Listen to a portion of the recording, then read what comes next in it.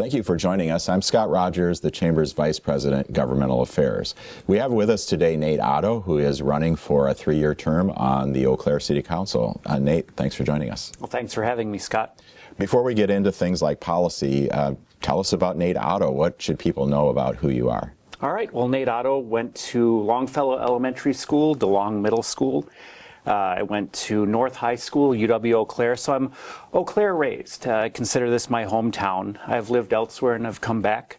I've got a master's degree in public policy.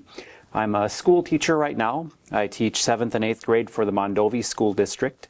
I served 2 years on the county board, and I appreciate you inviting me here. Right, well, let's get into Eau Claire City Council. So you've decided to get on the ballot. You're one of 7 candidates for the 5 at-large positions. Why have you decided to throw your hat in the ring? Ultimately, it comes down to one word: gratitude. I am thankful for this town that I grew up in. I grew up low income on the north side near Longfellow Elementary School. And my family didn't have much, but this town provided for us. I moved back to Eau Claire last summer, and now that I'm back, I want to give back.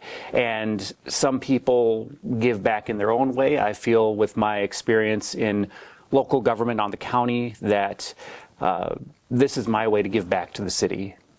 All right, so if you're elected, you'd have a 3-year term. You'd be one of 11 city council members.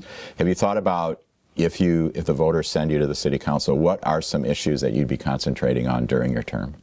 Yeah, I would concentrate on growing. The city needs to grow. There's no question about that, and we are growing, but that growth is at risk right now. We've lost Hutchinson Technology, we've lost Sacred Heart Hospital, even UW Eau Claire enrollment is substantially down from when I was in UW Eau Claire. In order to attract growth, we do have an opportunity. We can invest in city amenities. We can build coalitions with local governments. We can focus on certain demographics. People are leaving large metro areas right now, especially with the work from home movement. We realize, people around the country realize, you don't have to live in a big city in order to have a big city job. And this is something we can focus on. I do see Eau Claire as competing against our peer cities, such as St. Cloud, Wausau, La Crosse, even to an extent Rochester. So I would focus on that smart growth while focusing on walkability, while focusing on dense mixed-use urban development. We've also got a lot that we must acknowledge we can't control. There are nationwide forces out there, and city government is limited, as it should be. We are a free society. We're not a gated community. And I think of it like this. A ship at sea cannot control the wind and the waves, but we can adjust our sail. So I'll be looking for ways that Eau Claire, our government, can adjust our sail with the government that we have. We also need to address the homelessness population. I believe that addressing homelessness begins with respecting the inherent worth and dignity of the unhoused as human beings. Unless we do that, or that is what we need for all other options to be available. That must come first. We also need to look at immigration and how legal immigrants can be assets to our economy, like the Hmong War back in the late 70s, early 80s. Our city benefited from them, and I believe this is a potential avenue of growth that other cities aren't always welcome to. In short, I've got all sorts of ideas and things I want to accomplish. Yeah, so one last question, and it really relates to what you just talked about, and that is, in looking at our local economy, what role does local government have in that?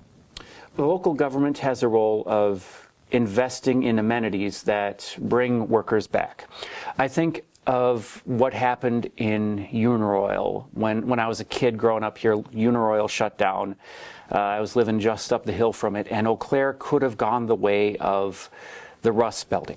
We could have gone the way of Akron, of Youngstown, even Duluth, where, oh no, we lost this major industry, and because these towns didn't react fast, by the time they knew what to do, their working base had already left, their customer base had already left, they'd already shrunk, and by then it is too late. I think the role of the Eau Claire government, the city council, is to incentivize the workers, the consumers to stay in town so we have that base for these industries to return, for this healthcare to return. And that probably is the single best way we can adjust our sail. And we can do this through investing in public amenities like walkable streets, like child-friendly parks, even dog parks, for example.